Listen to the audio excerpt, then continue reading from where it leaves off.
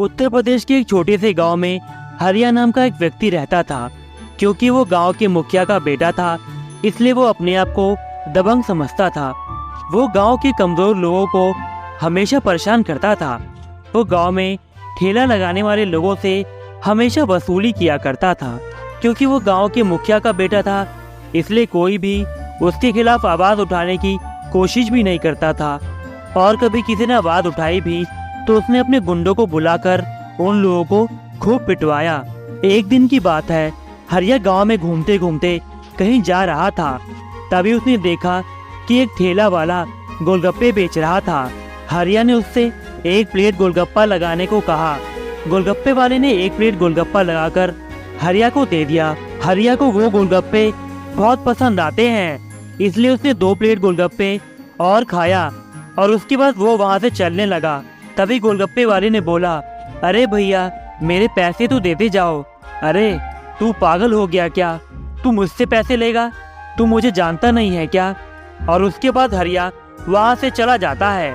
अब हर दिन हरिया उधर से गुजरता था और फ्री में गोलगप्पा खाकर वहाँ से चला जाता था। लेकिन गोलगप्पे वाला उसे कुछ नहीं कह पाता था। एक दिन हरिया रात को अपने घर जा रहा था। तभी कुछ गुंडे आते हैं और उस पर चाकुओं से हमला कर देते हैं और वो वही जमीन पर गिर पड़ता है।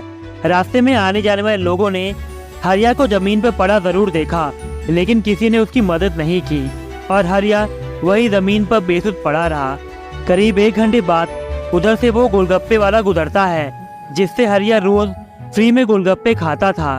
वो हरिया को देखकर रुक जाता है और हरिया की हालत देखकर उसको हॉस्पिटल पहुंचा देता है।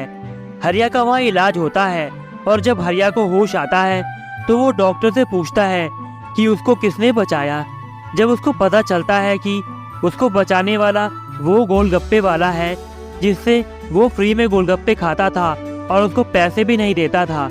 ये सब सोचकर हरिया की आंखों में आंसू आ जाते हैं और बाद में जब वो स्वस्थ हो जाता है तो वो गोलगप्पे वाले के पास जाता है और उससे माफ़ी मांगता है और उसके सारे पैसे भी लौटा देता है।